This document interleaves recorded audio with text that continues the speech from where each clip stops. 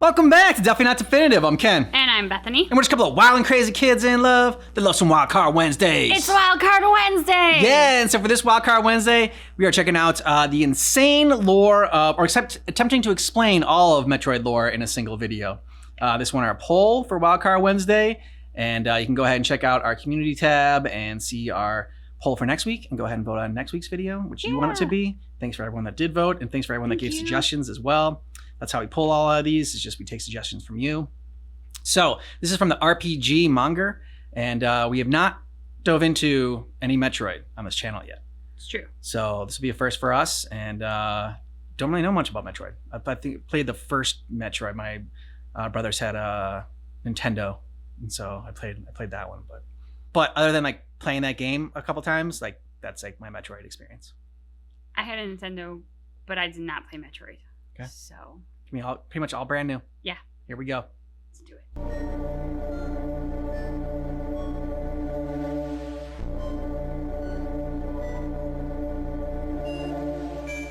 At some point in the great expanse of space, many different advanced civilizations thrived, each experiencing their own successes and losses. And for this story, none were more important than the Chozo. Having been around for hundreds of years before the events of the first Metroid game, in their prime, the Chozo had achieved technological supremacy unmatched by any of their peers in the galaxy, only equaled by their formidable martial prowess. Though as the Chozo Empire continued to spread across a wide variety of planets, their longevity would ironically lead to their decline as fertility rates plummeted across the civilization. In turn, what was once a proud warrior race would transition to that of peaceful observers, the Chozo choosing to utilize their vast knowledge and technology to preserve nature and help less advanced civilizations. That is, all except for a certain sect of the Chozo called the Makin, who in keeping with the old ways would keep the vastly diminished militaristic aspect of the Chozo alive. But for now, we'll just have to put them aside for the time being. Trust me, they'll be important soon enough. Fast forwarding now to the events preceding the first Metroid game, the vacuum left behind by the expansive Chozo Empire has been filled by a new governing power, the Galactic Federation. Made up of multiple different civilizations, the Galactic Federation exists to bring prosperity to all its members along with keeping them safe. Because for most of the Federation's existence, one of the most constant threats to galactic peace are the space pirates, who, like their name implies, commit all sorts of terrible acts from raiding important spacecraft to ravaging entire planets when left unchecked. And sadly, the next in their long line of atrocities would be the human colony on the planet K2L, where a baby named Samus Aran was born. Before even getting into the timeline of things here, the foundation of Metroid's lore is actually found here in the Metroid Origin manga. Normally, you wouldn't consider things like this canon, especially with various details directly conflicting with future details revealed in the games, except with multiple aspects of it also getting referenced in the actual games themselves. I think it's safe to say at least the core concept of it is. Unfortunately for Samus, K2L was a mining colony which unearthed a very important fuel source for the Galactic Federation, leading to the space pirates utterly annihilating the colony. Commanded by a space pirate military commander named Ridley, this would be the first encounter between him and Samus, the space dragon thing orphaning Samus before her eyes. At least he'd pay for his actions with that same fuel source exploding amidst the fighting and wiping out Ridley's underlings. Then in the rubble of the former mining colony, Samus would be rescued by none other than the Chozo, two individuals named Old Bird and Grey Voice, finding her while investigating the ruined colony. To make sure she could withstand the harsher environment on Zebes, however, Samus was infused with Chozo DNA and subsequently trained as if she was a Chozo warrior. After here, things begin to get a fair bit more dubiously canon when it comes to the manga, but what matters is, after Samus becomes an adult, she leaves Zebes to join the Galactic Federation Police to put her combat skills to use, serving under a Federation commander named Adam Malkovich. Though that wouldn't last for long, as soon as Samus would become entirely independent as a bounty hunter, her first mission taking her back home to Zebes. Finally, out of establishing things and into an actual Metroid game, when it comes to canonicity in this series, remakes automatically override their original source materials, which in turn makes the first game in the Metroid timeline a Metroid Zero mission. Returning to Zebes to find it taken over by space pirates without a Chozo in sight, a Chozo-built supercomputer named Mother Brain had betrayed the Chozo and allied itself with the space pirates, immediately becoming a leader among them. While at this point, if you look back to the Metroid manga, there's a couple glaring contradictions to future Metroid lore. The manga actually does give some insight into Mother Brain's disposition and why she decided to betray her creators. Essentially, over time, as Mother Brain managed the Chozo civilization on Zebes, she began to develop a superiority complex complex over all those around her, the AI believing that if she unites the galaxy through violence, she could then rebuild galactic civilizations in a way she deems is worthy of existing. And as stated in the original Metroid manual, it was all Mother Brain's idea to bring Metroids into the equation. On that note, let's back up a bit here. I'll save you all from the full explanation since it'd be better to do that when I reach the game that has it, so for brevity's sake, on an uncharted planet named SR-388, there exists these little creatures called Metroids who have the ability to kill practically anything by absorbing its life energy. In the effort of studying them after some planet surveyors lost their lives to them, the Federation managed to acquire some. Only to their dismay, the space pirates would raid the vessel containing them, explaining how Mother Brain even had Metroids in the first place. Interestingly, since Metroids can't reproduce normally outside of SR-388, the space pirates found out that bombarding them with beta radiation causes them to grow and multiply, quickly giving the pirates an infinite source of Metroids as long as they had at least one. That's about it when it comes to Mother Brain and Metroids for now though. Going into Samus's systematic destruction of the space pirates on Zebes, Ridley cheats death for the first time, the manga elaborating that in order to recover from the explosion on K2L, he'd eaten the remains of human colonists who died, including Samus's parents. But you know, even for Metroid standards, it's pretty dark. Further into Zero Mission, the remake added a very significant area to Zebes called Chozodia, which from appearances looks like that just most happened. of the Chozo settlement on Zebes was. He didn't wake up, before but I Samus think I was spilled most of it raised on by myself. Onward. In fact, there's even a remnant of the Chozo's old warrior culture with the Ruins test, this trial bestowing Samus with a gravity suit, space jump, and plasma beam for the very first time. So with that, Samus manages to destroy both Mother Brain and the space pirates that had taken Zebes from the Chozo, her score with them seemingly being settled for now. From this point onwards, you'd assume that the next game in the timeline would be Metroid 2, and you'd be right in thinking it takes place after the first game. The only thing is, while all the 2D side-scrollers take place one after another, every other Metroid game is squeezed in between them at different points, the most getting put in between Metroid 1 and 2 in the form of the Prime series. So before we get to Metroid 2, let's dive into the collective lore of Prime.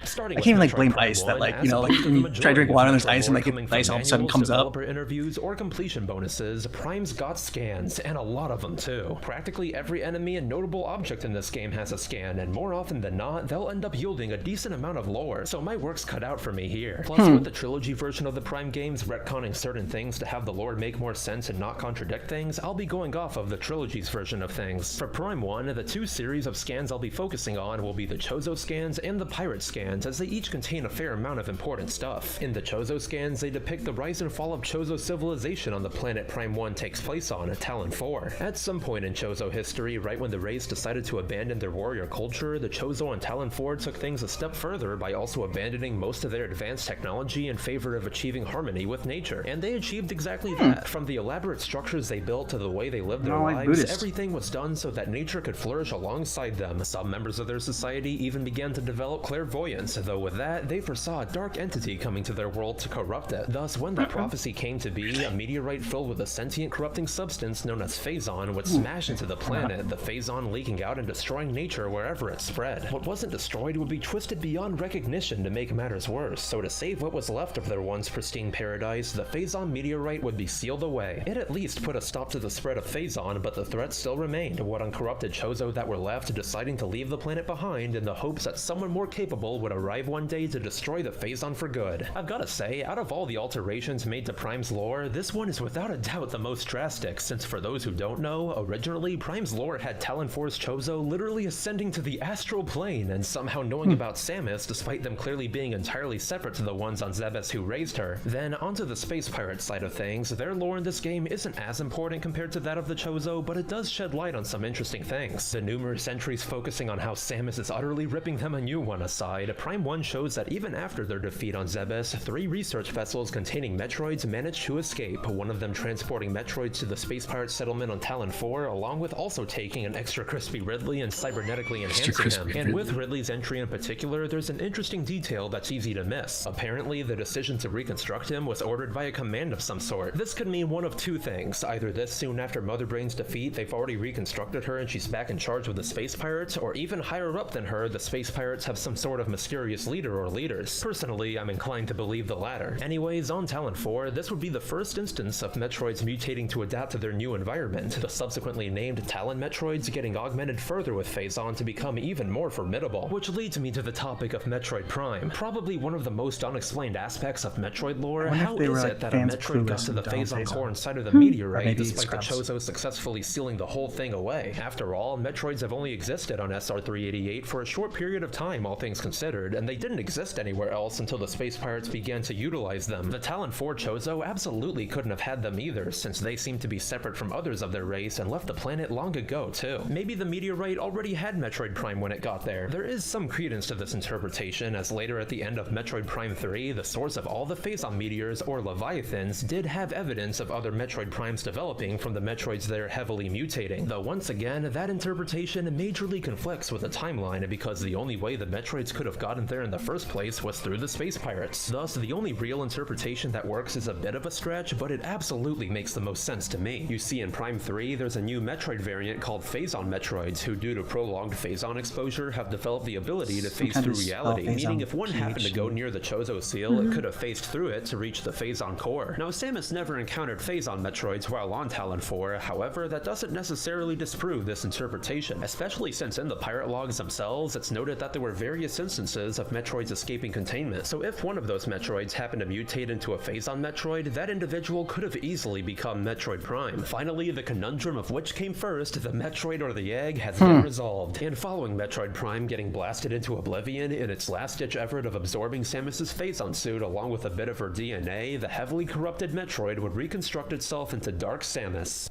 Normally you'd expect things would move on to Metroid Prime 2 at this point, except between Metroid Prime 1 and 2, there's the DS game, Metroid Prime Hunters. Despite being a pretty self-contained game overall, there are a couple points worth mentioning. For one, in this game, there's the various other bounty hunters introduced, who along with Samus are all chasing a mysterious all-powerful relic of a long-gone civilization, which for brevity's sake would end up being the very thing that led to their demise, an interstellar shape-shifting creature named Goria. Following many years of their society honing their military power, it all proved futile against Goria, the only way they were able to seal it away requiring the sacrifice of the entire Olympic populace. Goria and the long-gone Olympic Empire, as important as they seem, aren't what's really important here, however, as it's the hunters themselves that I'd recommend keeping in mind for now. On to Metroid Prime 2, like Hunters, this entry is far more self-contained compared to the other mainline Prime games, meaning a lot of its lore also doesn't hold that much importance in the grand scheme of the series. That's not to say it doesn't have some important details, just not as many compared to Prime 1. Like Talon 4, the conflict on Prime 2's planet Ether was also caused by a Leviathan crashing into the planet, only instead of how it happened before, this Leviathan phased into an alternate version of Ether moments before its impact, sending the two parallel versions of the planet into dimensional flux. Prior to all this, there'd actually been a thriving technologically advanced civilization on Ether called the Luminoth. In fact, as stated in one scan, they were even one of the civilizations the Chozo aided, meaning the Luminoth had been around for quite some time. So after settling on the planet and prospering, their society would slowly crumble following the impact, as the parallel Ether, or Dark Ether, housed these sentient bug-like creatures called the Ing. Through their massive numbers and ability to possess creatures or machines, Luminoth's society would essentially be destroyed, save for the one that you meet in-game and the couple that wait in stasis pods for the crisis to end. Oh, also the Space Pirates are here too. They don't really provide much info at all in this game aside from that mysterious High Command being mentioned again, though now instead of only getting hassled by Metroids, they get the worst of it from all sides, from the Ing to the Federation to Dark Samus. On that note, let's talk about her for a bit. Serving as the main link between the Prime games along with Phazon, there's not much to say about her aside from her insatiable hunger for all things Phazon. Personally, I think that since Samus managed to break free from Metroid Prime while it absorbed her Phazon suit, that kept Dark Samus from forming perfectly, causing her to behave this way in Prime 2. This proves to work to her detriment, as the final Dark Samus fight of Prime 2 shows her in an even more unstable form due to the copious amounts of Phazon she'd absorbed. And that's about it there. After actually saving an advanced society for once, the 100% completion cutscene of this game reveals that Dark Samus persisted once again, setting the stage for Metroid Prime 3. Naturally, with this game taking place across multiple planets, there's a lot of lore to be had in Prime 3, so to start off, let's talk about the Federation. Still to this day, probably the most we've seen of the Federation and how its military operates, one of the most important pieces of information are that on Aurora units. Basically, much like another certain AI, Aurora units are massive mechanical brains which manage many aspects of the Galactic Federation. Hell, one of them even managed to devise a way to terraform an entire planet. Strangely enough, there's even a couple cut logs in the game's data which delve into them a bit further. This isn't something new, as there's a variety of unused logs in the Prime games, many of them warranted as they conflict with other information in the games, but since these don't really do that, I figured they're worth a mention. In one unused log, it details that Aurora units are only a recent development by the Federation, having been invented a mere 20 years ago. Considering they decided not to use that, it may very well not be canon, but another that I have to include here is the one that talks about how the crew of the GFS Olympus refer to their Aurora unit as Other Brain, which is just priceless. Who knows, considering the similarities between them, maybe the Aurora units were even modeled after the Chozo's advanced AI technology that led to the creation of Mother Brain. Wouldn't be the first time the Federation took Chozo technology and replicated it, and outside of those, logs also explain how in the effort to aid the recovering Luminoth civilization, Phazon was discovered in what remained of the space pirate station on Ether. In an effort to keep up in the endless arms race between the pirates and the Federation, this acquisition would eventually become integrated into the Phazon weapon system that corrupts the other bounty hunters in Prime 3, along with slowly corrupting Samus herself. Then onto the space pirates, Prime 3 would continue this world-building trend by revealing a ton, because as opposed to acting for their own gains in other Metroid games, in Prime 3, Dark Samus managed to reform into her ideal form, granting her the powers to brainwash anyone and anything susceptible to Phazon. So while the space pirates in this game mostly just do her bidding of protecting Leviathans after they impact a planet and begin spreading Phazon, the most important thing here is undoubtedly their homeworld, or well, one of them to be precise, since in their endless thievery across the galaxy, once they take complete control over a world, they never refer to it as stolen again, the pirates who live on said worlds even changing their heritage to match that of the world. This can be seen in the past when the space pirates who took over Zebes referred to themselves as Zebesians. In fact, along with the previous pirate entries that give a glimpse into how brutal their societal structure can be, one unused log explains how certain clans of pirates will go so far to bankrupt themselves in the pursuit of building especially powerful Marauder-class ships, because if they manage to make one, it'll practically ensure that they'll skyrocket to the top of pirate hierarchy. Oh, and I can't forget to mention the Chozo, as unlike Prime 2, Prime 3 delves a bit more into their past, though before that, I'd like to talk about another fallen empire, that of the Reptilicus Umbrio, whose lore is kind of wild. At one point in time, like all of Metroid's fallen empires, they experienced unending prosperity along with many scientific achievements, except instead of some cosmic horror bringing the civilization to its knees, it ended up being their own. Like the Luminoth and the as of yet unseen Yila, the Reptilicus sent vessels out into space right at a time when the Chozo still had a strong but peaceful presence in the galaxy, the Chozo helping their new neighbors out like they'd helped many before. Only along with their help came a warning, what with the ever-growing divide on Brio between those who prioritized science and those who prioritized tradition, the Chozo recommended they achieve a balance between the two so that their prosperity could truly last. Sadly, a lot of their Spanish advice between the wouldn't be heeded, Sombrero and what started and the out as a Chozo. few minor conflicts here and there would develop into and environment-destroying the war. Chorizo. Things were so bad that in the battle for supremacy, Brio stopped rotating on its axis altogether, leaving one side of the planet scorched by the sun and the other frozen by space, the only habitable land left being a small strip of land between the two extremes. Realizing their error far too late, the remaining Lords of Science created various decontamination technologies to save what remaining habitable land was left, which did end up working. Only problem was, in doing so, the primal Reptilicus were alerted to their presence, reigniting the war and resulting in all but one of the Science Lords dying. Then, as the last Science Lord retreated, tirelessly working on a device to stop an oncoming calamity foretold by a primal prophetess he'd found, the primals devolved into near-wild animals as they began to fight each other in the absence of a common enemy. There's no happy ending here either, since with an accident exposing its hiding place, the primals hunted the last Science Lord down too, the Phazon brought via Leviathan years later, only further corrupting the Reptilicus into the mindless enemies you encounter on Brio. If anything, their main impact now is the Federation-wide adoption of Fuel Gel, replacing the Afflorite mined on K2L. It's pretty dark stuff, only equaled by the depressing lore of the Chozo settlement on Elysia. Unlike normal Chozo lore, this time things aren't even depressing due to the Chozo. Instead, what's depressing is the eventual fate of their creations. Let's rewind a bit. Nearly 1,500 years ago, the Chozo came to Elysia to establish a research-focused colony that looked out at the stars to study the universe around them. In the effort of doing so and decreasing the amount of work that went into maintaining such an elaborate floating settlement, the Chozo created sentient robots to aid them. In their 400 years of study, the research stations discovered many things, and nothing more spectacular than a seemingly living planet that was found immeasurably far away. Though unfortunately, when it came time for the Chozo to leave, they never managed to find out more about this mysterious cosmic entity, the robots being left behind by their creators to continue their search along with keeping the settlement running for any future seekers of knowledge. As the years went on, the robots slowly began to run out of resources, many of them resorting to hibernation in order to preserve what remained. Even more depressing is that meanwhile all this was happening, that same sect of Chozo who created them would end up being the same Chozo who'd settle on Talon 4, and we all know what they'd go through.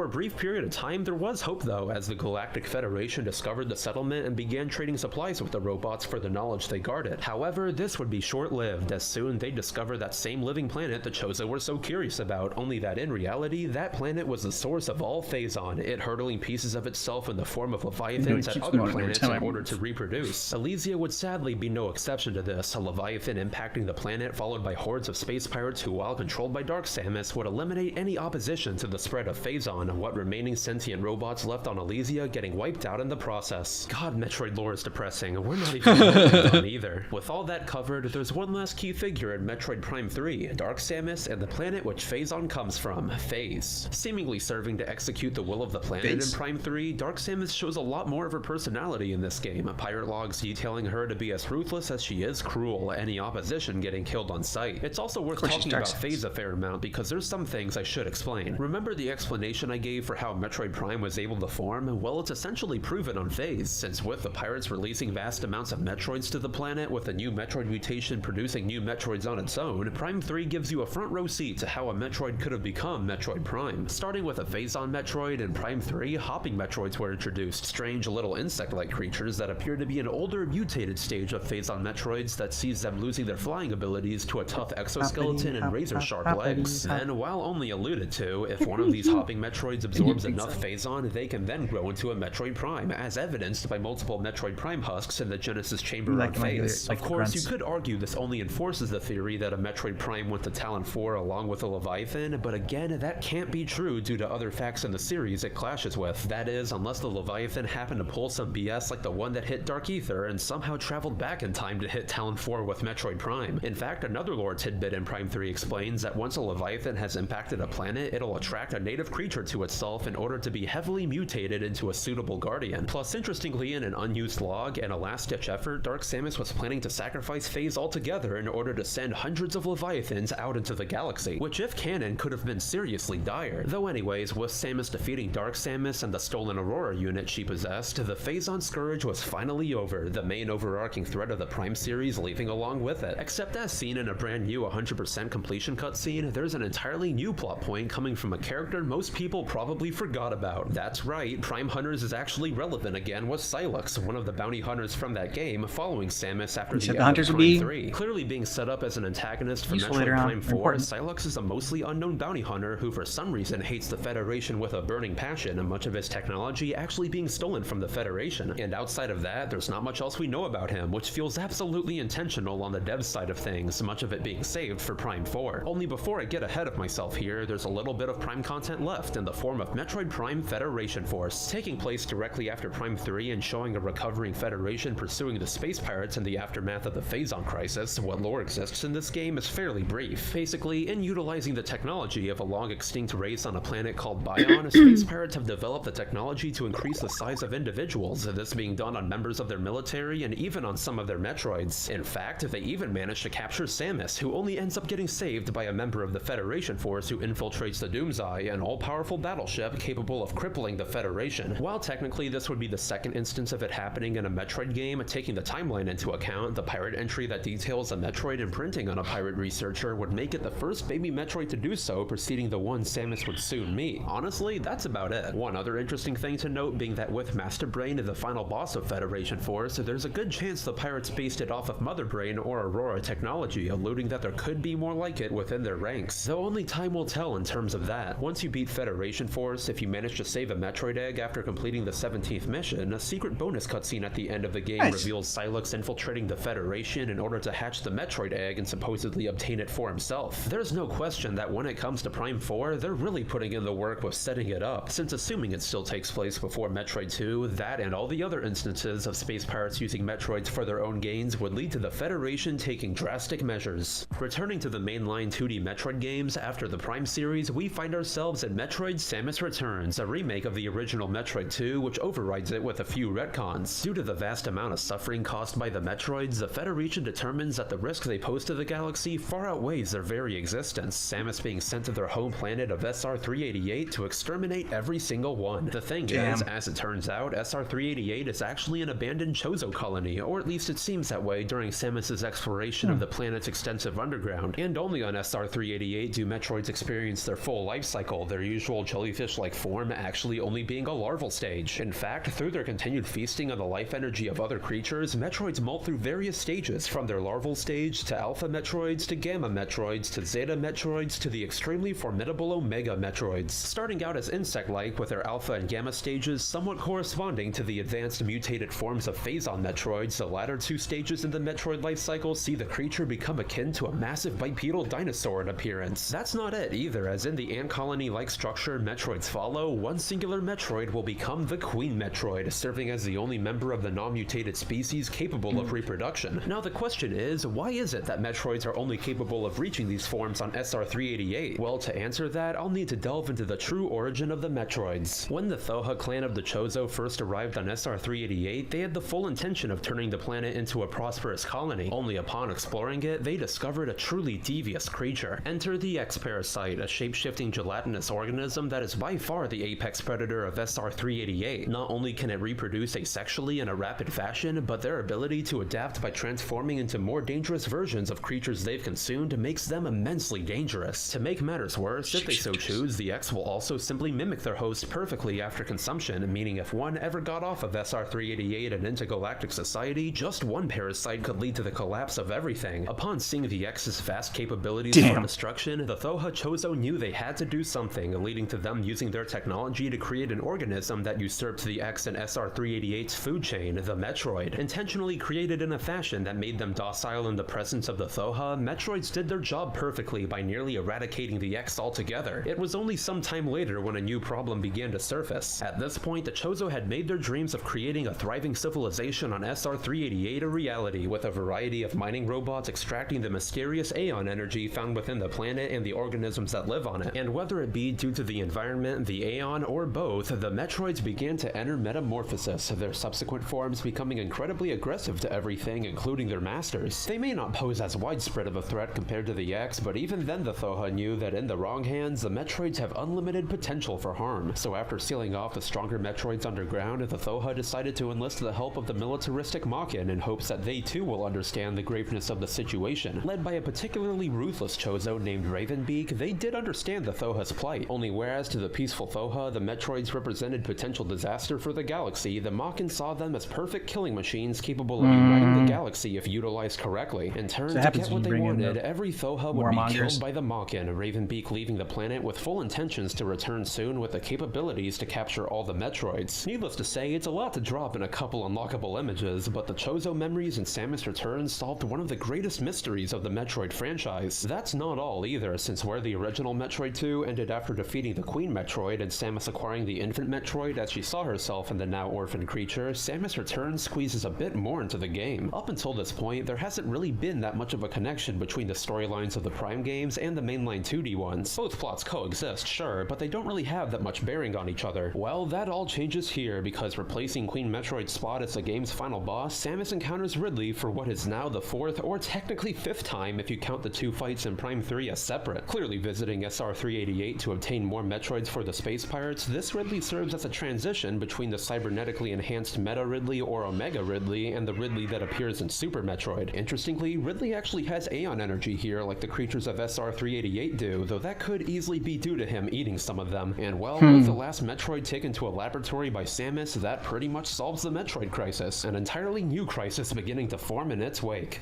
Leading directly into Super Metroid, since Ridley probably followed Samus after she routinely blasted him, Super Metroid is much like Zero Mission in that most of the lore here comes in the form of environmental storytelling and information within the game's manuals. So first, as we're going back to Zebes with the Space Pirates rebuilding their base there, in this game I want to talk about the wrecked ship before anything. Without a doubt, one of the stranger areas of the game, the wrecked ship is strongly implied to be Chozo in origin. Hell, when they brought it into Zero Mission, the wrecked ship was located in a part of Chozodia, thus keeping that in mind, there's a pretty good chance that the Chozo settlement on Zebes actually started from them crash landing there, the culprit of said crash landing appearing to be none other than Phantoon. Let me explain. When it comes to Metroid lore, the true identity of Phantoon varies depending on where you look. According to some sources, Phantoon is a ghost of the ship who's influenced by Mother Brain, is a psychic manifestation of Mother Brain herself, or is an extra-dimensional entity who feeds off of the ship's energy. While the second interpretation definitely works, I find the third one to be the most fitting, as if Phantoon had been feeding off of the ship ship's energy when the Chozo were still riding it through space, it could have very well cost them the crash, kickstarting their entire settlement on Zebes in the first place. Regardless, Elder God or not, Phantoon is clearly allied in some degree to the space pirates in Super Metroid with its depiction on the boss statue blocking access to Torian. Moving on from that, it's also worth noting that next to the space pirates rapidly producing more Metroids by bombarding the last Metroid with copious amounts of beta waves, they also seem to have attempted to clone their own Metroids, as evidenced by the Mocktroids Samus encounters in Meridia. Now fast forwarding to the end of the game, after Samus finally killed Ridley for real this time, Mother Brain returns with a vengeance, the pirates augmenting her with possibly Chozo technology in order to stand a chance against Samus. Though ironically, her blatant abuse of beta waves on the infant Metroid proved to backfire against her, as the side effect of massive growth made the infant Metroid strong enough to siphon energy from Mother Brain to save Samus. And well, that's about it. Leaving her home one final time with the animals saved, Zebes explodes, taking Mother Brain with it.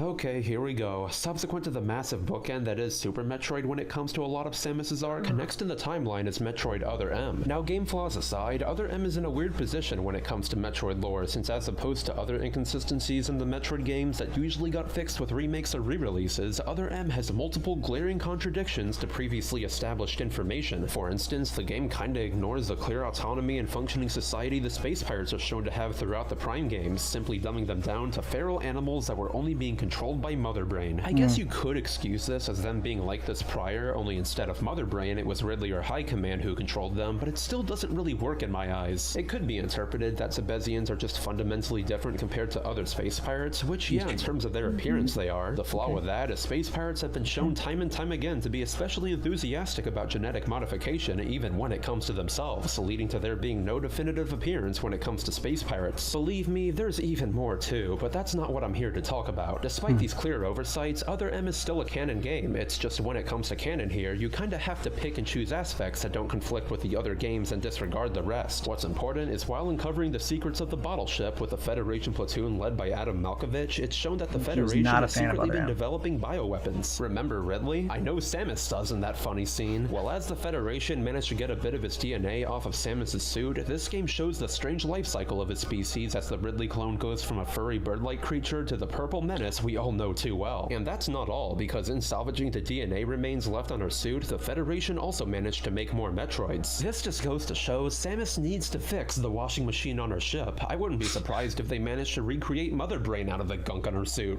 Oh wait, alright, I'm half joking there, but yes, Mother Brain does kind of return in this game in the form of Melissa Bergman, or MB, who was an advanced AI created as a sort of Mother Brain replacement so that the researchers could control the Metroids through her. Of course, while her strong telepathy definitely helped, it was less that MB was a powerful android that led to her being able to control Metroids and more that the infant Metroids imprinted on her after hatching. Though that's enough on her since MB isn't all that important in the grand scheme of things. Who is important in Other M is Adam, who along with originally being Samus's commanding officer, as seen in the prequel manga, has long been a figure Samus looked up to in admiration. Plus, in a series of cutscenes, this game elaborates on why Samus became a bounty hunter, as she didn't agree with Adam sacrificing his brother for the greater good, which makes it all the more sad for her when he meets his untimely death in Other M. Trust me, this'll be important for the games to come. And after all that, the last notable thing in Other M is its final boss, Phantoon. Since the game gives pretty much no explanation as to why it's here, I'll have to once again refer to other sources like the art book. Like its Super Metroid appearance, Phantoon could be here for one of two reasons, both of them working in their own way. If you go with Phantoon being created by Mother Brain's presence, then boom, there you go, it's here due to MB's residual effect. Or if you go with what I think, and that Phantoon preys upon ships, then that also explains its appearance. Honestly, who can say? Maybe it's just here for some good old-fashioned revenge. That's about it with Other M though, and now we're in the home stretch with the last two games in the Metroid timeline.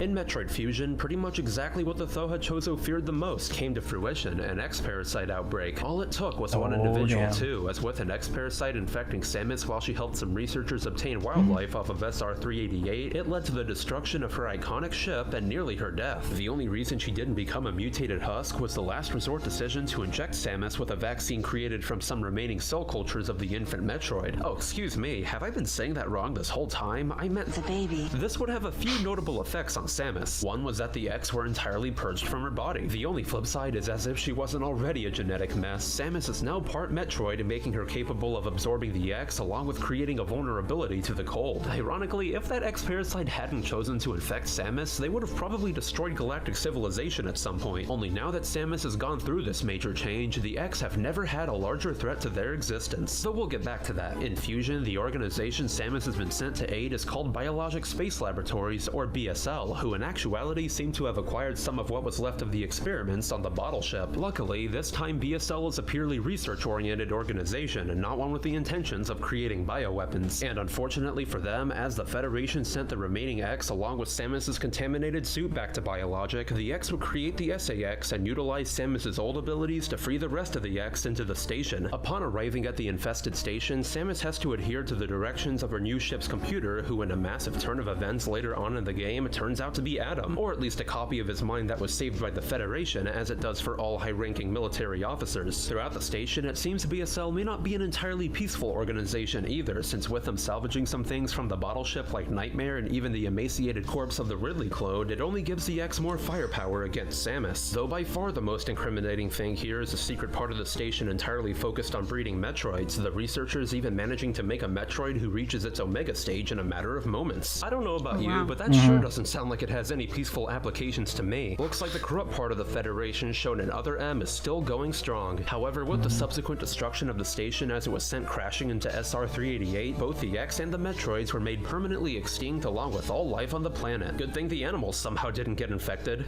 So now in the final Metroid game in the timeline, we reach Metroid Dread, the game that aside from the open plot thread setting up Prime 4, pretty much resolves most of the main Metroid story. Taking place on the Mockin planet of ZDR, as an unknown source lured Samus there by showing the planet had live X-Parasite specimens, let's set the stage for what's about to happen. Once again utilizing completion-based lore like Samus Returns, we learn a fair bit about how the Mockin lived their lives before the events of the game. Possibly being the only remnant of the Chozo's once widespread military ways, the rogue tribe made their home on ZDR, honing their military strength and using the local wildlife for bioweapons research. To be frank, not much else is known about the tribe's early history. The only other tidbits about their society that have been shown being that following tradition, members of the Mockin will even hunt beasts many times their size armorless just to prove their strength or to train. What we do know is under the rule of Ravenbeak, Mockin society was as strict as it was brutal, because to Ravenbeak, power is everything, the Mockin leader not showing any hesitation in casting his fellow Mockin aside if they dissent whatsoever. Through acts like those, the Mockin were hardened into a united military force, one that didn't always work under foul intentions either. It may be more on the obscure side, but as shown on the walls of an elevator room in Dread, the Mockin have fought against the space pirates before, specifically the Zebesians. This leads me to believe that before the pirates managed to take over the planet with Mother Brain, the Mockin most likely helped the Thoha and Zebes fend them off, which if anything would give a reason for Ravenbeak to be present on the planet when Samus was first brought there, though I'll go over all that in a bit. Jumping ahead to after they slaughtered all the Chozo and SR-388,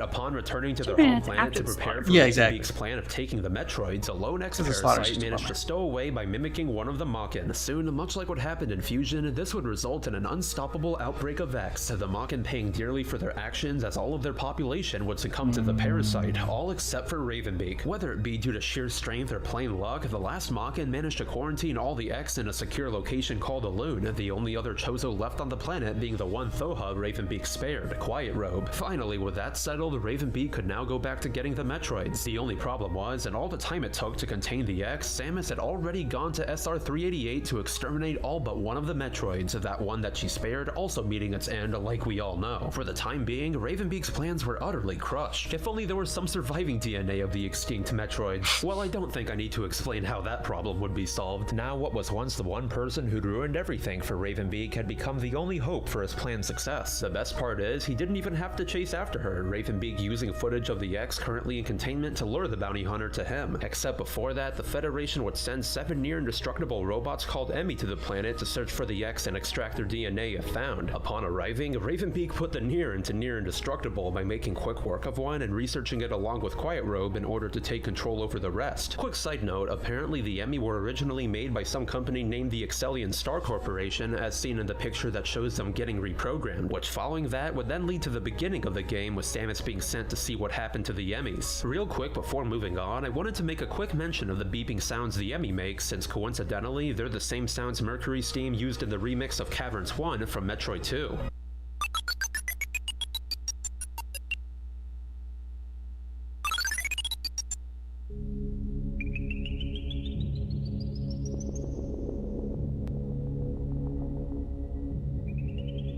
again, to like pick up on that.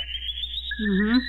It's impressive, all the stuff he's being able to pull from Honestly, these it games. most likely means nothing, and the company just decided to reuse the sound effect because it fit well, but man, wouldn't it be insane if that implied the Federation was actually watching Samus through Emmys as she went through SR-388, as if Metroid 2 didn't already have a creepy enough atmosphere. Jumping ahead a bit into the meat and potatoes of Dread, let me address two specific bosses before I go any further, first of them being the various central units Samus encounters on ZDR. In the actual game itself, they merely exist to manage their area and Emmy, but what with them clearly being the same type of supercomputer as Mother Brain, this raises some questions. Considering this is the first time in Metroid that more organic Chozo supercomputers like these have been shown, there's a possibility that the technology used to create Mother Brain could have actually been Makin in origin, and if that isn't the case, there's also a very likely chance that Mother Brain had some relation to the Makin regardless, what with her being depicted on the fresco that showed the Makin fighting Zebezian pirates. Not to mention, going back to how Mother Brain intended to unite the galaxy through violence, that mindset isn't all that different compared to that of Ravenbeak, so the two even intending to go about it the same way by using Metroids. This could easily be a coincidence to be fair, but evidence points towards otherwise. Who knows, maybe the Makin are the reason Mother Brain went rogue in the first place, so I'll admit that one is a bit of a stretch. Then onto this game's version of Metroid Prime, and that there's next to no explanation for it, let's talk about Kraid. Why is he here? How is he here? When did the Makin even manage to bring him here? There's no definite answer to any of those questions, but I'll try to narrow things down to the most likely explanations. First, and what's the least likely scenario in my eyes, let's say this Kraid is the same individual Samus has fought twice already. For the Makin to have brought him here, it'd mean the X epidemic didn't take the planet in one fell swoop, but was something that spread through the society over time. Only seeing how fast the X took over the entire planet following their release in game, that doesn't seem to be very likely. Second, let's assume this is a clone of Kraid or just another member of Kraid's species. In this scenario, things fit much better into the set timeline. If he's a clone, the Makin could have easily gotten a sample before or after Kraid's defeat in Zero Mission, and if he's just another member of the species, well, they could have gotten him anytime. After all, there were those smaller Kraids that appeared earlier in the series. Third, let's say this Kraid isn't the same one, but also didn't come from an outside source. Instead, let's assume that Kraid is in actuality a creation of the Makin that they clone and give out as a bioweapon. Hell, selling bioweapons like Kraid could be the way the Makin have survived being separate from the rest of the Chozo. With the only other information the game gives being a completion art that shows the Makin restraining him, there's no telling which of these interpretations could be true. Thinking logically, it's probably the second one, but man, it'd be crazy if it was the third. Or well, the secret fourth interpretation that he was just put in because the devs thought it'd be cool. Let me know what you think in the comments. When I look in there after this video is up, it better be full of Kraid precisions. Regardless, that's enough crackpot theories out of me. Jumping ahead to the latter half of Metroid Dread, as Samus learns the truth about her predicament from Quiet Robe only to then watch him get assassinated by a robot sent by Ravenbeak, her animosity towards him continues to grow, and upon reaching him at the end of the game, a lot gets dropped to say the least. Back when Samus was first infused with Chozo DNA on Zebes, she didn't only receive Thoha DNA from Grey Voice, but also Makin DNA from Ravenbeak. This is incredibly significant in numerous ways, since while her Thoha genes allowed her to temporarily keep her new Metroid DNA at bay, her Makin DNA is the main reason Metroids have been hostile towards her for the entire series. So in combination with that and their fight to the finish, Samus's Metroid DNA overcomes her Thoha genes to transform Samus into the last living Metroid, life-draining powers and all. Interestingly, during the transformation, we see that Metroids are also capable of draining energy from machines, as Samus causes Itarash to plummet. Honestly, if Ravenbeak hadn't let Samus complete her Metroid transformation and just extracted the DNA in their first encounter, things would have worked out much better for him. In the end now, there's not much left here in Dread. In terms of the horrifying monstrosity created by the unique Purple X, how did it manage to get Kraid's DNA? Well, when you go back to Kraid's room following the release of the X, the spike embedded in the wall is missing, alluding to this Purple X being the culprit. Then, right before Samus leaves ZDR for good, it's shown that in extremely rare cases, the absorption of memories by the X can backfire if the victim is strong enough. The X that absorbed Quiet Robe sacrificing itself in order to give Samus control over her Metroid powers. Thus, with yet another planet destroyed, this is where the current Metroid timeline ends. That's not to say there aren't more unresolved plots though. While yeah, Dread does wrap up nearly all of Samus's arc dating back to the very beginning, there's still some open plot threads left, like the Federation for example. We've seen numerous circumstances where it's been shown that there's corrupt individuals within the massive organization, so that could easily be the focus of an upcoming game. Or the space pirates. Big organization. We haven't really seen them in a while, so maybe the Could have combination corruption of somewhere. Super Metroid and whatever happens in Prime 4 will see them annihilated, but if not, that could also become the next focus. Plus, considering how reclusive modern Chozo are, there could very well be more of them outside of the now extinct Makin and Thoha. It's genuinely rare that you see such an old, long-running series like Metroid resolve things so neatly. Hell, maybe the 2D games will start to focus on some as-yet unseen plot point that's separate from all that. Only time will tell. Oh wait, how could I forget? In the most important lore drop in the entire series, Metroid Prime Pinball reveals that the whole Metroid universe is a big pinball machine.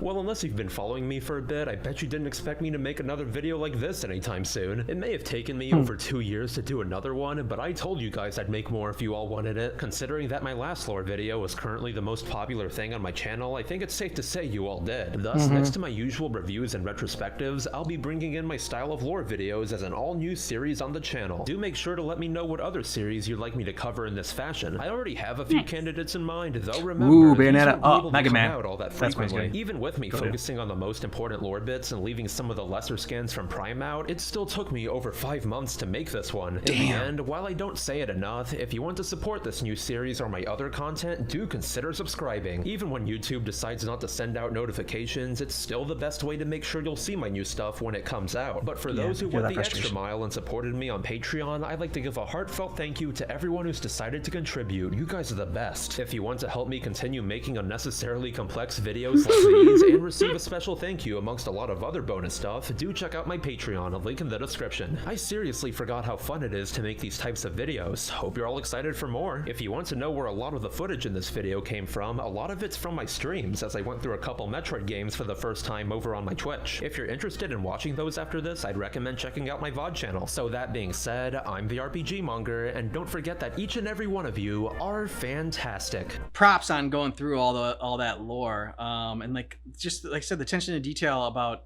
being able to piece together like the music in certain spots. Yeah. That attention to detail is just crazy impressive for me.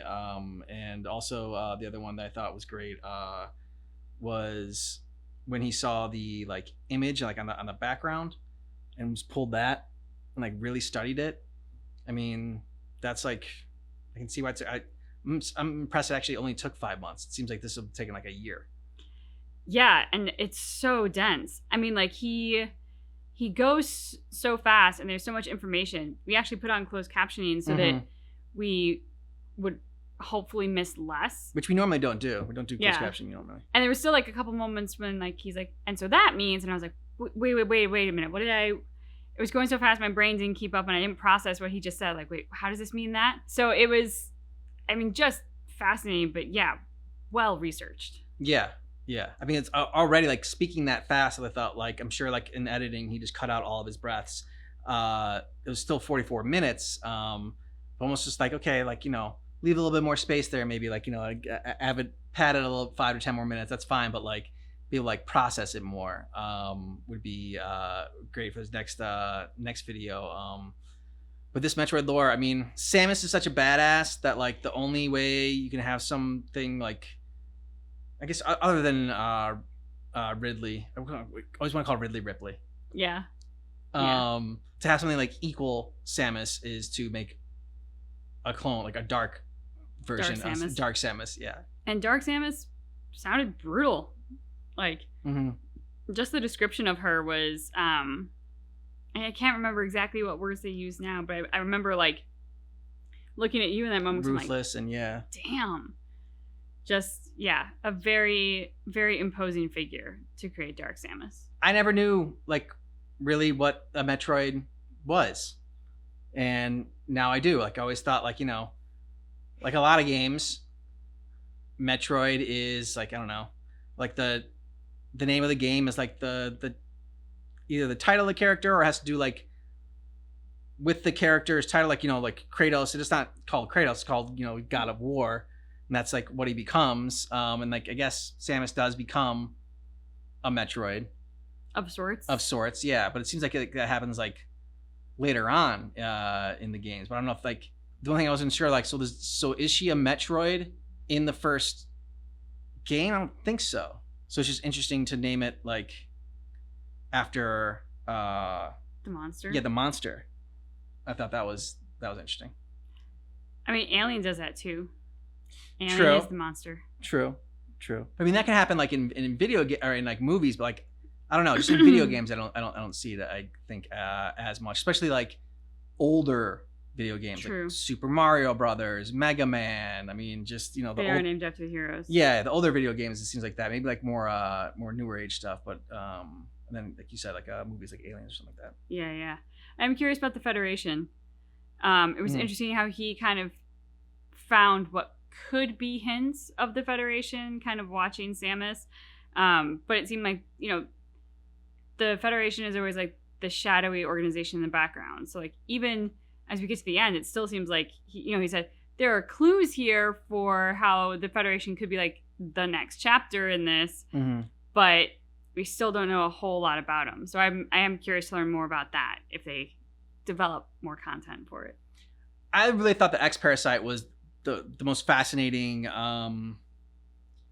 sort of, I don't know, like creature, villain, entity in this. Like, I feel like you could take the X-Parasite and make a horror movie out of it, maybe. Something that like keeps getting passed on for like through different people, but like can then shapeshift into whatever it has come into contact with. Like shapeshifting like to a dog, and then shapeshifting into like you can see like it, like I don't know, going through a family. Like it starts off like as a dog, and like the dog takes out like I don't know, the kid who takes out. I'm like the kid makes it seem pretty dark, but like that's kind of where I was going to. And then the kid takes out like the parent, like one of the parents, and then takes out the other, like So yeah, I thought that was a fascinating bit of the lore. Yeah, definitely. And the way that they talked about how like if it gets out, it destroys everything. Like makes me think of one of those like level 4 super viruses that they have in like the CDC or whatever, where it's like it has to be level 4 and under so much strict containment, because if it were to ever get out into the world, it's a super killer. Happy thoughts. Happy fun times, yeah. Yeah. So let us know what you thought about this down below in the comments, and which Metroid game is your favorite that you played, and what you thought about the lore, and how much of this was new information for you, and how much of this you already knew. And of course, check out our poll on our channel page in our community tab for next Wildcard Wednesday. Yeah. Thanks so much for seeing our reaction for attempting to explain all of Metroid's lore in a single video by the RPG Monger, but just keep in mind that our reaction is definitely not definitive.